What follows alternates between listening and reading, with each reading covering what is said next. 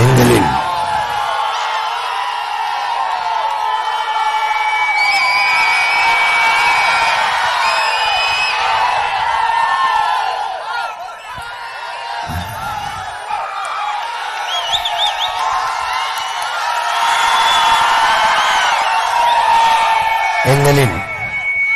உயிரோடும் உணர்வோடும் கலந்து வாழுகின்ற அன்பு சொந்தங்கள் அனைவருக்கும் வணக்கம்.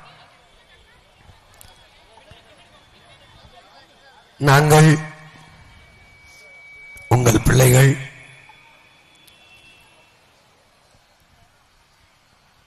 ஒரு கட்சியிலிருந்து பிரிந்து வந்து பதவிக்காக இந்த கட்சியை தொடங்கவில்லை.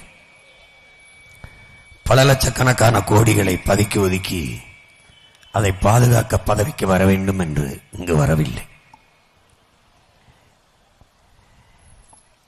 மந்திரியின் மக்களாகவோ வாரிசுகளாகவோ இங்கே வரவில்லை. வரலாற்றில் பெருமைப்பட வாழ்ந்த என் இனம், மூவேந்தர்கள் முடிசூடி ஆண்ட என் இனம், உலகில் முதலில் தோன்றிய மொழி தமிழ். அந்த மொழியை பேசிய மாந்தன் தமிழன். உலகிற்கு அறிவியல், நாகரிகம், தொழில்நுட்பம், வேளாண்மை இது எல்லாவற்றையும் கற்றுக் கொடுத்த ஒரு மூத்த இனம். ஆனால் இன்றைக்கு பெருமைப்பட வாழ்ந்த நாங்கள் சிறுமைப்பட்டு சிதைந்து நிற்கிறோம். தெற்காசிய முழுமைக்கும் பரவி வாழ்ந்த ஒரு பேரினத்தின் மக்கள், இந்திய துணைக்கண்ட முழுமைக்கும் நிறைந்து வாழ்ந்த இனத்தின் மக்கள் இன்னைக்கு சொந்த நிலத்திலே அரசியல் வலிமை, அதிகார வலிமையற்று அடுத்தவனிடத்தில் எங்கள் அதிகாரத்தை கொடுத்துவிட்டு என் அன்னை மொழி சாவதை பற்றி கவலைப்படாத, என் நிலத்தின் வளத்தை களவு கொடுக்கிற ஒரு அதிகாரத்தை, ஊழல் லஞ்சத்தில் ஊறிக் கொளுத்த ஒரு அதிகாரத்தை, கொலை கொள்ளையை சகித்துக் கொள்கிற ஒரு அதிகாரத்தை, வன்புணர்வு படுகொலைகளை பார்த்துக் கொண்டிருக்கிற ஒரு அதிகாரத்தை நிறுவி ஒரு குப்பை மேடாக என் நாடு மாறி நிற்பதை பார்க்க செய்யாமல் சின்ன சின்ன நாடுகள் எல்லாம் ஒரு சிறு வளங்களை வைத்துக் கொண்டு வறுமை ஏழ்மை இல்லாது, பசி பஞ்சம் இல்லாது செழிப்பாக வாழுகிற போது எல்லா வளங்களையும் வைத்துக் கொண்டு ஏன் என் இன மக்கள் வீடு நிறைய வறுமையும் வயிறு நிறைய பசியும் வைத்துக் கொண்டு வாடுகிறார்கள்? காரணம் நிர்வாகத்தில் நிறைந்திருக்கிற ஊழல் லஞ்சம் தான் இதற்கு காரணம். உள்ளங்கையில் உலகத்தை வைத்துக் கொண்டு எல்லா நாடுகளையும் பார்க்கிறோம், எல்லா நாட்டு நிர்வாகத்தையும் பார்க்கிறோம்.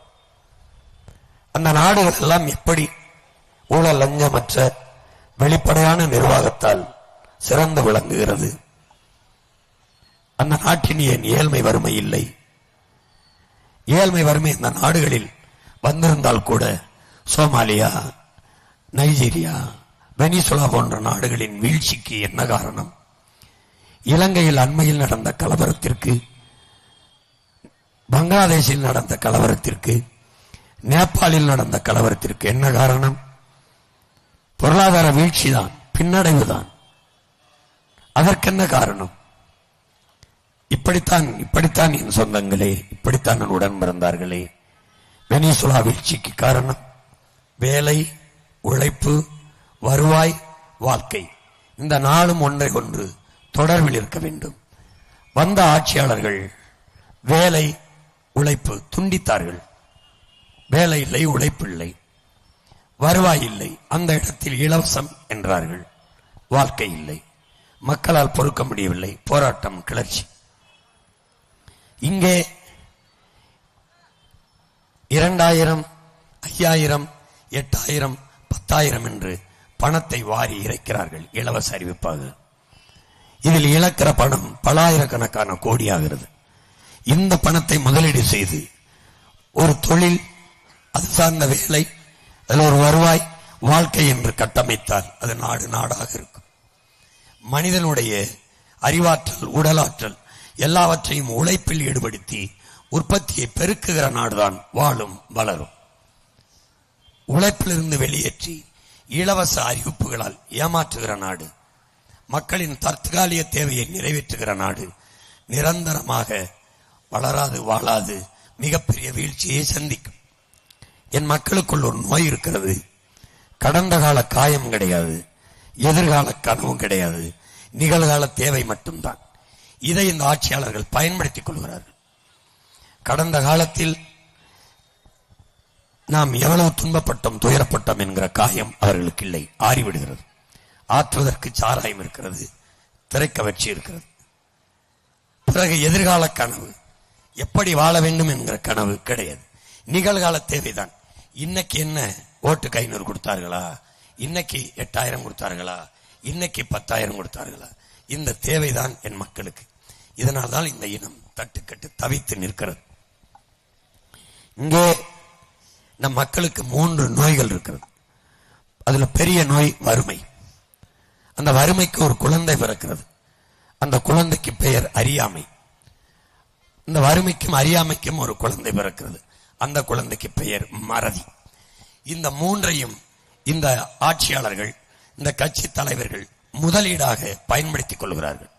வறுமை, மீள முடியவில்லை, எழ முடியவில்லை, காலையிலிருந்து சாயந்தரம் வரை உழைக்க வேண்டியிருக்கு, உழைத்து களைத்து வருகிற என் பெற்றோர்களுக்கு அக்கம் பக்கம் என்ன நடக்கிறது, நம்மை சுற்றி என்ன நடக்கிறது, நாட்டில் எவன் திருடுகிறான், எங்கே என்ன நடக்கிறது, எதையும் கவனிக்க முடியாத புறச்சூழல், சோர்ந்து விழுந்து விடுகிறான்.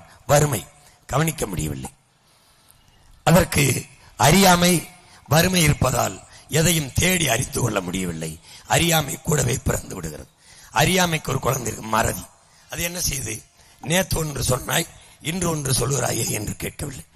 வந்தவுடன் நீட்டை ஒழிப்பேன் என்றாய், ஒழிக்கவில்லையே, கேட்டால் நீதான் ஒளிந்து கொள்கிறாய் என்று கேட்க முடியவில்லை. மறதி, மறதி. நீ வந்து அதை செய்கிறேன் இதை செய்கிறேன் என்றாய், ஒன்னையும் செய்யவிடவில்லையே, கேட்கவில்லை, மறதி. இந்த மறதி, இந்த 3ஐயும் இந்த ஆட்சியாளர்கள் முதலீடாக வைத்துக் கொண்டு முதலாக ஆட்சிக்கு வந்தவுடன் பெண்களின் வாக்கை குறிவைத்தார்கள். பலகீனமான ஒரு பண்டமாக எங்களுடைய மாதர் குலத்தை இந்த ஆட்சியாளர்கள் எங்கள் பெண்களை கருதுகிறார்கள். எப்படி என்றால், எது ஒன்றையுமே பெண்களை குறிவைத்தே அறிவிப்பார்கள். மிக்சி பெண்களுக்கு, கிரைண்டர் பெண்களுக்கு, அப்ப டிவி பெண்களுக்கு, தொலைக்காட்சி தொடர்களை பார்க்க பெண்களுக்கு, இப்போது பிரிட்ஜ் பெண்களுக்கு. அப்ப வந்தவுடனே மகளிர் பெண்கள் ஓட்ட நம்ம குறிவிக்கணும். குடும்ப தலைவிக்கு 1000. அப்புறம் பள்ளிக்கூடத்துக்கு போற இளம் பெண்கள் வாக்க குறிவிக்கணும். என்ன பண்ணலாம், புதுமை பெண் ஒரு 1000. அப்புறம் படிக்க போற இளைஞர்கள் வாக்க குறிவிக்கணும். அப்போ தமிழ் மகன் ஒரு 1000. இதுல 12,000 கோடி இந்த அரசு இலக்குது. படிக்க போகும்போது 3000 கொடுக்குது. 3 ஆண்டுகள், ஒரு ஆண்டுக்கு ஒரு மாசத்துக்கு 1000 3 ஆண்டு கொடுக்குது. படிச்சு முடிச்சு விட்டு நிறுத்தினவனே இந்த 1000 யார் கொடுப்பா? படிக்க போகும்போது 1000, படிச்சு முடிச்சுட்டா யார் கொடுப்பா? அந்த 1000 ஈட்டிக்கொள்ள இந்த 3 ஆண்டுகள் நீ மாசம் 1000 கொடுத்தாய். அப்ப ஆண்டுக்கு 12,000. அப்ப ஒரு மாசத்துக்கு 12,000 ஈட்டிக்கொள்ள வேலையை கொடுக்க வேண்டும். அதை யார் கொடுப்பா? அதான் எங்க கேள்வி. படிக்க போகும்போது காசு, படிச்சு முடிச்சுட்டா இல்ல காசு. எப்படிப்பட்ட நாடு கட்டமைக்கப்படுகிறது? அப்ப வாக்கை மட்டுமே குறி வச்சு இங்கே இந்த ஆட்சியாளர்கள் நகர்கிறார்கள். முன்னாடி நிற்பவன் ஒரு உயிர், அவனுக்கு உணர்வு இருக்கிறது, அவனுக்கு உரிமை இருக்கிறது, அவனுக்கு மதிப்புமிக்க வாழ்க்கை இருக்குது என்று கவலைப்படாமல், முன்னாடி நிற்பவன் ஒரு ஓட்டு, அதை எப்படி பறிக்கலாம். முன்னாடி நிற்பவனுக்கு வாழ்க்கை இருக்கிறது என்ற கவலை இல்லை, அவன் ஒரு வாக்கு, அதை எப்படி பறிக்கலாம். இதை பற்றி சிந்திக்கிற தலைமைகள் தான் இங்கே இதுவரை அதிகாரத்தில் இருக்கிறது. ஆண்டு ஒன்று இருக்கிறது. இல்லை என்றால் 5 ஆண்டுகள் ஆட்சி செய்துவிட்ட பிறகு திரும்பி வந்து நான் 8,000 டோக்கன் தருகிறேன் என்று ஐயா ஸ்டாலினும், நான் 10,000 டோக்கன் தருகிறேன் என்று ஐயா எடப்பாடியும் அறிவிக்க காரணம் என்ன? நீங்கள் தான் நல்லாட்சி கொடுத்தீர்களே, நல்லாட்சி நாயகர்கள், உங்களுக்கு அதற்கு இத்தனை கட்சி கூட்டணி. ஆட்சி அதிகாரத்துக்கு வரவில்லை, ஒரு இடத்திலும் வெல்லவில்லை, தோற்று போனோம். ஆனாலும் உன் மகன் உன் ஓட்டை குறிவைத்து ஓட்டை வாங்க நான் ஓட்டுக்கு காசு தரவில்லையே, தருவேன் என்று சொல்லவில்லையே, நான் வெற்று வாக்குறுதிகளை சொல்லவில்லையே, நான் வந்தால் இலவசம் தருவேன், அதை தருவேன் என்று இவர்களைப் போல நான் அறிவிக்கவில்லையே. ஏன்? எனக்கு உன் வாக்கை பற்றி கவலை இல்லை, உன் வாழ்க்கையை பற்றித்தான் எனக்கு கவலை. அதனால்தான் நான் அதை சொல்வதில்லை. அவர்கள் உன்னை ஏமாற்ற நினைக்கிறார்கள், நான் இந்த நிலையிலிருந்து எல்லாவற்றையும் மாற்ற நினைக்கிறேன். அவர்கள் இலவசத்தின் பக்கம் நிற்கிறார்கள், நான் இலவசம் பெற வேண்டிய ஏழ்மை வறுமை இல்லாது ஒழிக்க வேண்டும் என்று எண்ணுகிறேன். இது ரெண்டுக்குமான போட்டி தான் இங்கே. அவர்கள் ஊழல் லஞ்சத்தில் ஊறி நிற்கிறார்கள், நான் உண்மை நேர்மையின் பக்கம் நிற்கிறேன். இதில் எந்த பக்கம் என் சொந்தங்கள் நிற்கப் போகிறார்கள் என்பதற்கான தேர்தல் தான் இது. இதை நீங்கள் நன்கு கவனித்துக் கொள்ள வேண்டும். அறிவார்ந்த பெருமக்கள், என் அன்பு சொந்தங்கள், இலவசங்கள் கொடுக்கிறார்கள், அதில் இழக்கிற பணத்தை எங்கிருந்து எடுக்கிறார்கள் என்ற சிந்தனை உங்களுக்கு வந்து விடுமானால் நீங்கள் அவர்களுக்கு வாக்கு செலுத்த மாட்டீர்கள். அவர்கள் நம்மை ஏமாற்றுகிறார்கள் என்ற எண்ணம் உங்களுக்கு வந்துவிடும். நாங்கள் அந்த நிலையிலிருந்து மாற்றத்தை விரும்புகிறோம். எப்படி?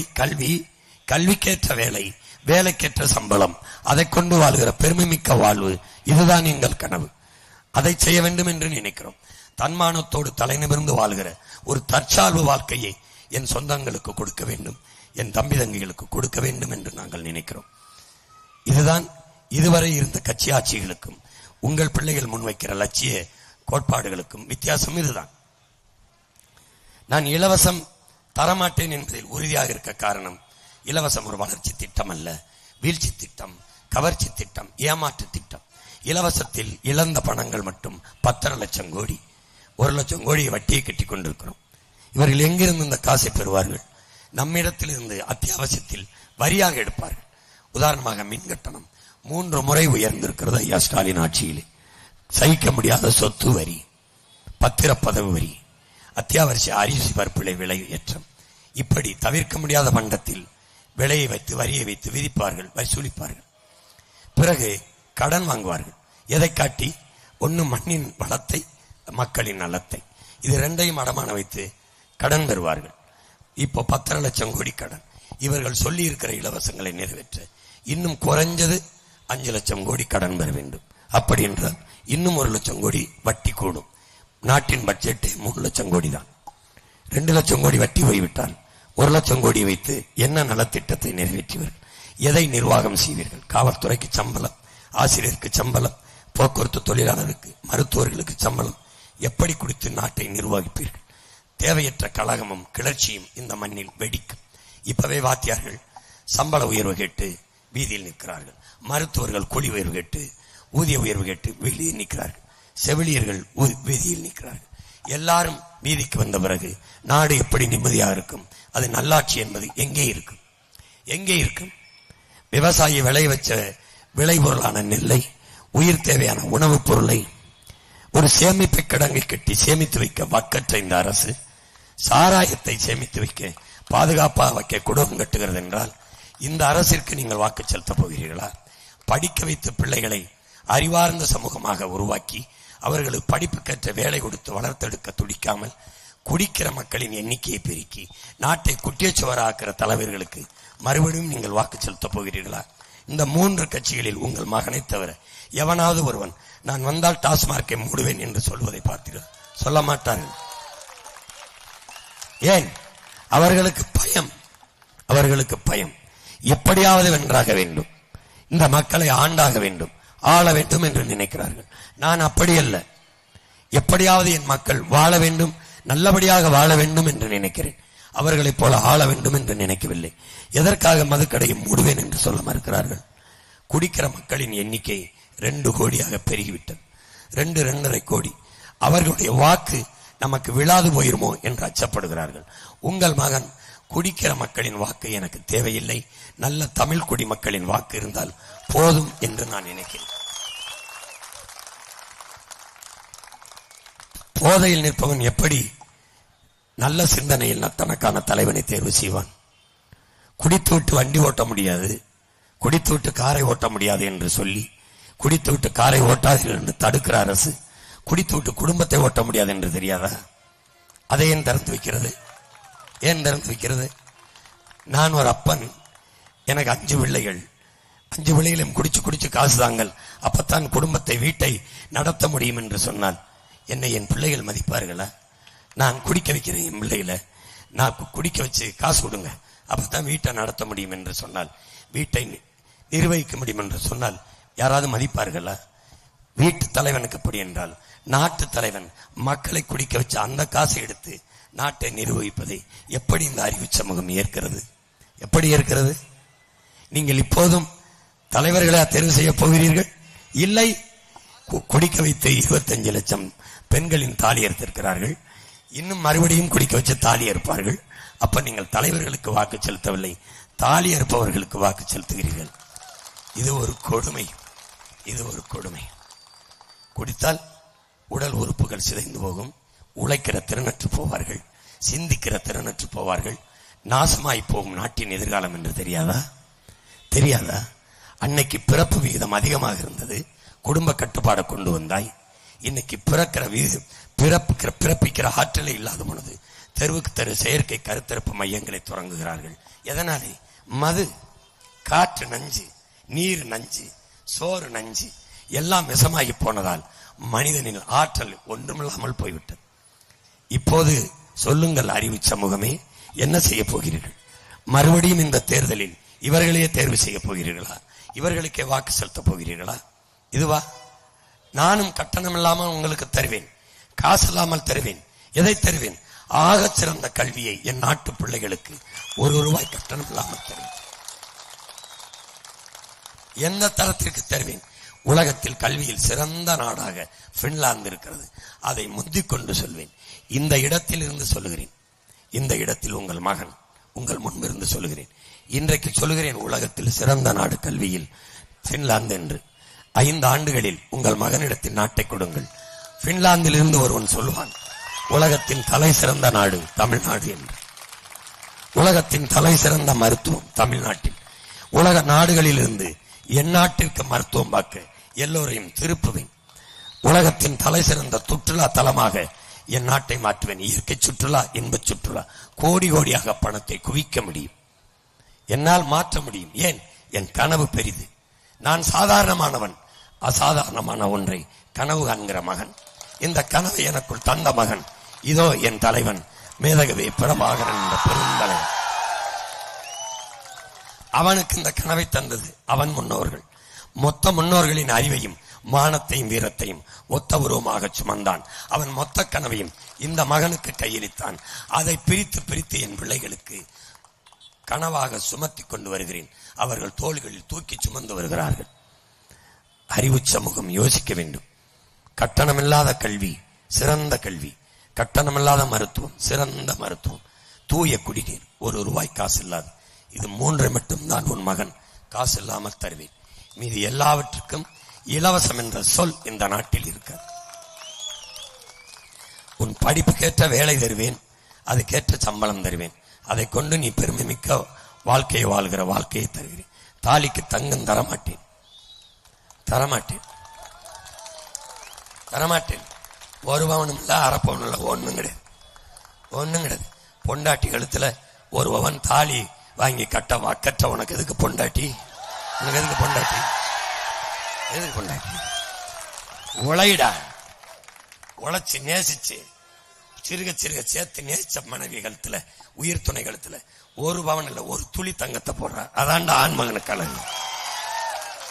அவன் தாலிக்கு தங்கம் தரேன், அரை பவன் தரேன், ஒரு பவன் தரேன், குடிக்க வச்ச தாலியை அறுப்பேன். பரவாயில்லையா? பரவாயில்லையா? ஏண்டா ஒரு பவன் தாலி வாங்கி கட்ட முடியாதவன் காலம்பரம் என் பிள்ளைய வச்சு எப்படா பொழப்ப? எப்படி பொழப்ப? வைத்தியக்கார மான தமிழ் மரவனாடுறா, வீரத்தோட வாழ்ற. மானம் போச்சுன்னா செத்தாண்டா நம் முன்னோர்கள். மயிர் நீப்பின் உயிர் வாழா கவரிமா அன்னார் உயிர் நீப்பர் மானம் அறிகிற நம்முடைய வேதம். செத்து போவான்டா மானம் போயிடுச்சுன்னா. உனக்கு தெரியாதாடா? படிச்சிருக்கா வரலாறு? வெள்ளக்காரன் படையெடுத்து வாரான்டா, 3 கிலோமீட்டருங்க இருந்து பீரங்கி வச்சு சுட்டுவான், செத்துருவேன். தூரம் இருந்து குறிவாத்து சுட்டுவான், துப்பாக்கி வச்சிருக்கான், செத்துருவேன்.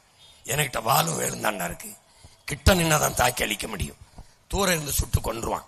போருக்கு போனா செத்துருவேன். யாருக்கு தெரியும்டா? என் பாட்டன் பூடித்தவனுக்கு தெரியும்டா, என் பாட்டன் தீரன் சின்னமலைக்கு தெரியும்டா, என் பாட்டன் அழகுமத்துக்கு தெரியும்டா, என் பாட்டன் பெரும்பிடுக்கு தெரியும்டா, என் பாட்டன் பண்டாரவணி எனக்கு தெரியும். தெரியும் என் பாட்டி வேலுநாச்சியா இருக்கு, தெரியும் என் பாட்டன் மருது வண்டிக்கு, ஏன்டா போருக்கு போனேன்? ஏன் போனேன்? போன செத்துருவேன் தெரிஞ்சு ஏன் போனேன்? இந்த மான தமிழனுக்கு மரணத்தை விட மானம் பெரிதுடா, அதனால போனேன். ஏன்? நான் சரணடைஞ்சு வாழ்றதுக்கு சண்டையிட்டு சாகலாம் மேன்மையானது, மண்டியிட்டு வாழ்வதற்கு மானத்தோடு மாண்டு போகலாம் மேன்மையானது. அந்த மரபுல வந்துட்டு கொடுத்து கொடுத்து வாழ்ந்தவன்டா, கொடுத்து கொடுத்து. எந்த உலகத்துல எந்த இனத்துலடா வள்ளல் மன்னனா இருந்தான்? எந்த இனத்துல மன்னன் வள்ளலா இருந்ததுன்னு சொல்றான்? ஓ முன்னவன் தானடா பாரி, ஓரி, காரி, பேகன், ஆய், நல்லி, அதிகமான். அவன் ரத்தம் ஓடல உனக்கு? செத்த போச்சு, செத்து போச்சு. அந்த ரத்தம் செத்து போச்சா? கையேந்திர கொடுக்கிறவன் யாரா? கர்ண மகாராசா வாரிசாடா? இல்ல சேர சோழ பாண்டியன் பரம்பரையடா? வந்தவன்டா சேர சோழ பரம்பரை. நீனு நான் தான்டா கையேந்தி நிக்கிற. பிச்சைக்கார வாழ்க்கை போடா, கேவலம். அவர் டோக்கன் கொடுப்பாரு, இவர் 10,000 டோக்கன் கொடுப்பாரு. என்ன ஹோட்டலுக்கு சாப்பிட வர டோக்கன் வாங்கிட்டு ஹோட்டலுக்கு சாப்பிட வர? எதுக்கு டோக்கனு? எதுக்கு டோக்கனு? அடிச்ச கொள்ளைக்கு அட்வான்ஸ் டோக்கனு, அடிக்க போற கொள்ளைக்கு ஒரு அட்வான்ஸ் டோக்கன். நான் ராத்திரியில வீட்டுக்குள்ள வந்து திருடுறேன். திருடிவிட்டு அம்மா சத்தம் போடாதீங்க, 10 லட்சம் திருடிட்டேன், இந்தாங்க உங்க பங்கு 10,000 வாங்கிட்டு விட்டுருவியாட? என் கூட பிறந்தவனே வாங்கிட்டு என்னை விட்டுருவேன். எங்க ஆத்தா விட்டுரும். அடே இளவு எடுத்தவனு செருப்பால் அடிக்காது. அப்புறம் ஏன்டா அவங்களை அடிக்க மாட்டேன்? ஏற்கனவே அடிச்சதுல பங்கு 2,000. இப்ப அடிக்க போறதுக்கு டோக்கன் அட்வான்ஸ். இது இந்த 8,000. அதுக்கு நீ பெர்மிஷன் கொடுக்க போற. நீ மானம் இருந்தா ஓட்ட மாத்தி போட்டு ரூட்டை மாத்து. இல்லைன்னு வச்சுக்க, அவனுக்கே போட்டு டோக்கனை வாங்கிட்டு நல்லா திருடுப்பா. Permission granted. திருடிக்க, மலை வெட்டிக்க, மணல் அள்ளிக்க, சாராயத்தை வித்துக்க, தாலி அறுத்துக்க, கற்பழிச்சுக்க, கொன்னுக்க, கஞ்சா வித்துக்க, அபீன வித்துக்க, எல்லாம் பண்ணிக்க போ.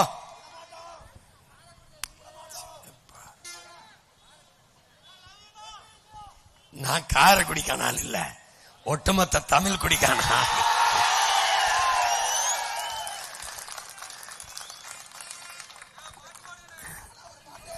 டேய்,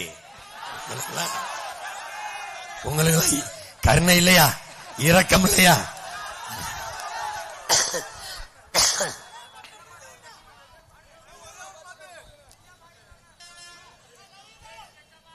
மீட்டு அப்பா முருகா,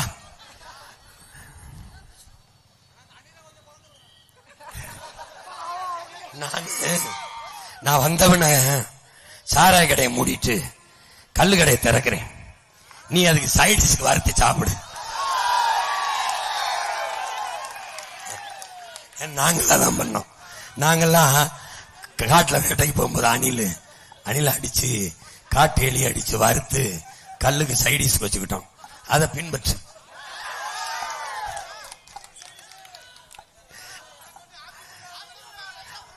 கல்லுகளை திறந்து பனம்பால், தென்னம்பால், மூலிகை சாறு, சைடிஸுக்கு சிறப்பு ஐட்டம் அணில் கிடைக்கும். ஐயோ அம்மா,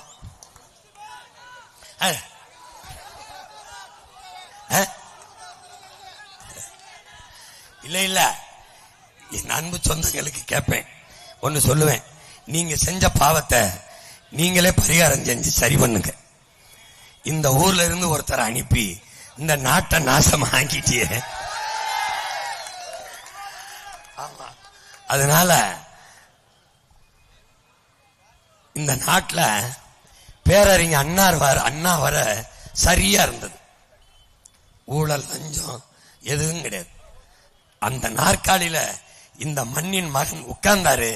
நாடு மண்ணா போச்சு, நாசமா போச்சு.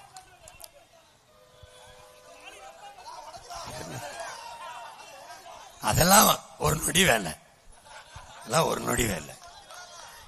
இதை எடுத்துட்டு தமிழ் தென்றல் திருவிக்கான் மாத்துறதுக்கு எவ்வளவு நேரம் ஆயிடும்? இந்த சிலையை எடுத்துட்டு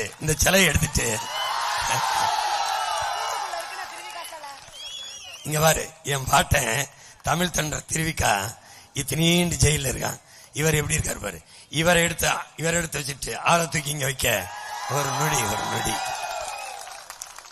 ஏய், நான் சொன்னா செய்வேன். நீ இவங்க மாதிரி இல்ல. நான் எப்படிப்பட்ட ஆளின் பிள்ளைன்னு உனக்கு தெரியும். சொன்னா செய்வேன்.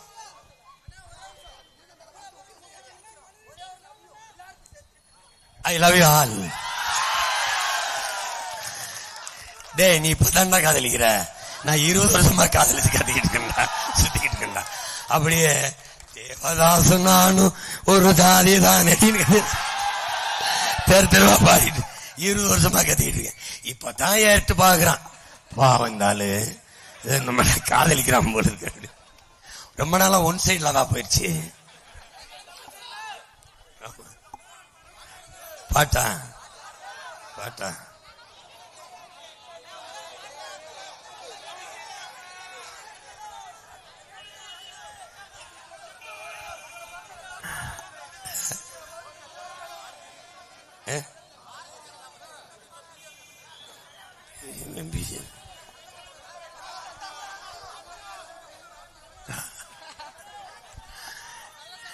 இல்ல பிஜேபிங்கிறாங்க ஐயாங்கெல்லாம்.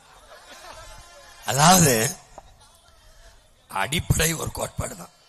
இந்திய கட்சிகள் நம்ம ஒற்றை கட்சி ஆட்சி முறையை எதிர்க்கிறோம். நம்ம கோட்பாடு இந்தியாவுக்கு என்று ஒரு கட்சி தேவையில்லை. நான் என் மாநிலத்தை ஆள்றேன், அவர் மாநிலத்தை ஆளட்டும், அவர் மாநிலத்தை ஆளட்டும்.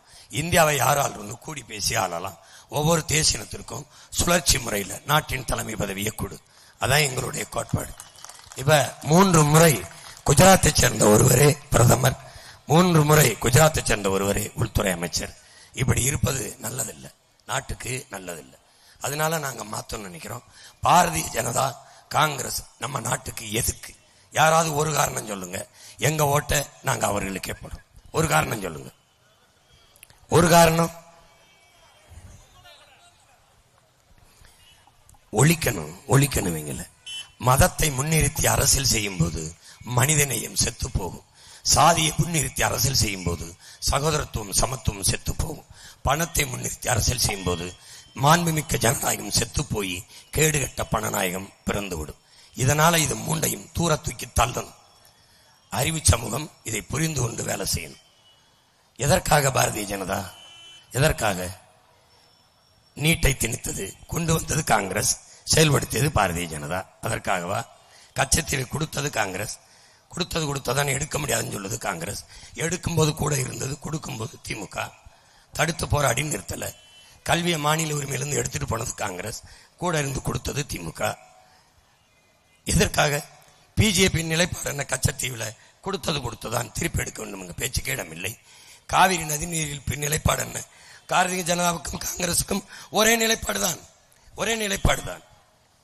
எதற்காக நிற்பார்கள்? நமக்கு, நம் மொழிக்காக, நம் இனத்திற்காக, நம் நிலத்திற்காக, வளத்திற்காக, நம் மக்களின் நலனுக்காக. நம்ம வீட்டு இளவுக்கு வருவானா? நம்ம வாழ்க்கை பற்றி கவலைப்படுவானா? அவனுக்கு எதுக்கு நம்ம வாக்கு? இதை தன்மானமிக்க தமிழ் மக்கள் சிந்தித்து பார்க்கணும்.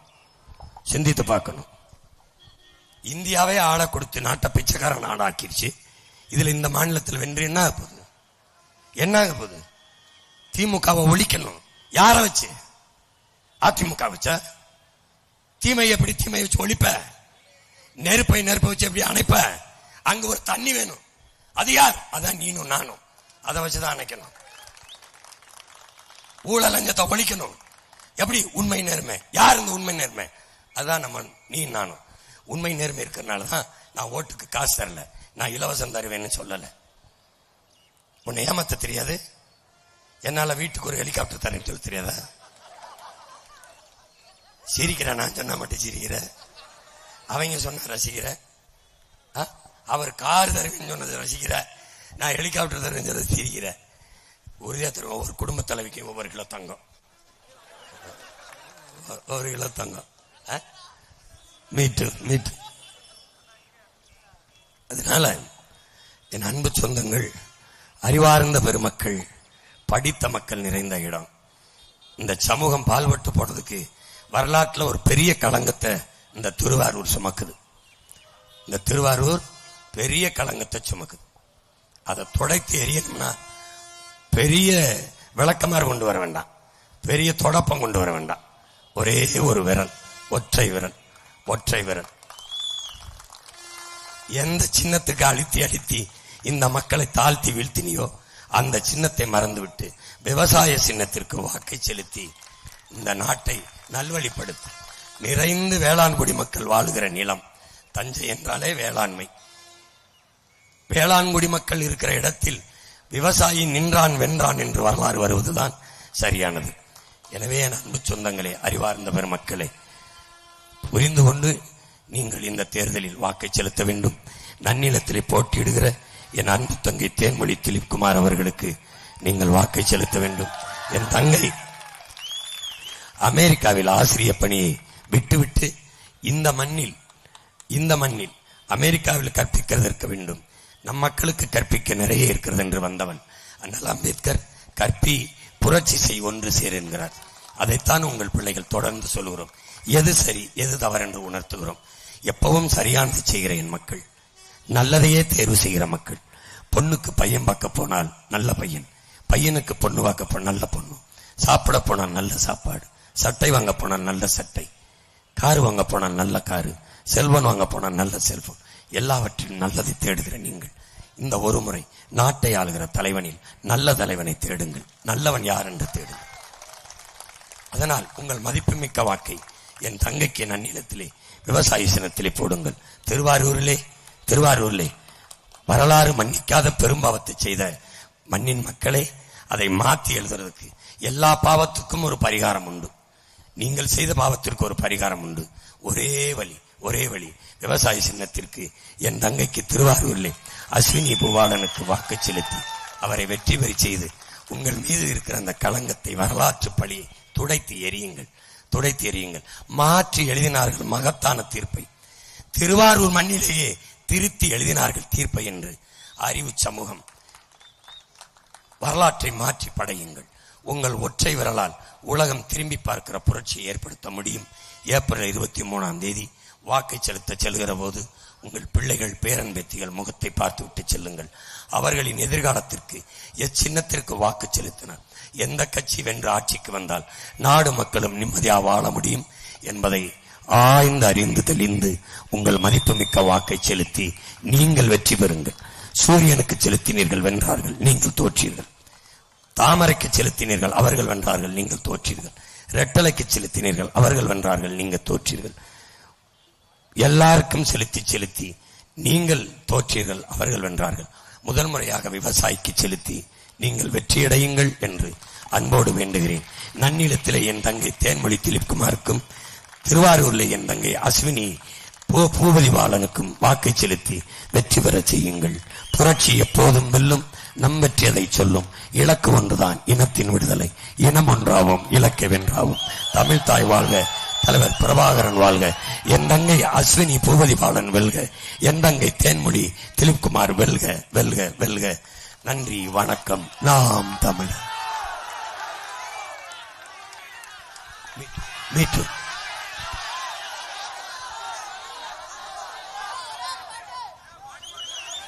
மாத்தி வாக்கு செலுத்தி வாழ்க்கை நல மாறலையே. என்ன சொல்லி ஏது சொல்லி மண்டையில ஏறலையே. கற்றறிவும் பட்டறிவும் எங்கேதான் போச்சு. என்னோட மக்களுக்கு என்னதாச்சு. ஐயோ, என்னோட மக்களுக்கு என்னதாச்சு. நாடாண்ட வம்சமீது நாதியற்று நிக்கிதையா. பாராண்ட பரம்பரதான் பரிதவிச்சு கிடக்குதையா. கேடுகட்ட கூட்டத்திடம் நாடு சிக்கி தவிக்குதையா. நல்லாட்சி எப்ப வரும் ஏஞ்சனமும் ஏங்குதையா. மாத்தணும்னு எண்ணம் இருக்கு, அதுக்கு விவசாயி சின்னம் இருக்கு. ஓட்ட அதுல போட்டா நல்ல அநியாயம் முடியும், நல்ல அதிகால விடியும்.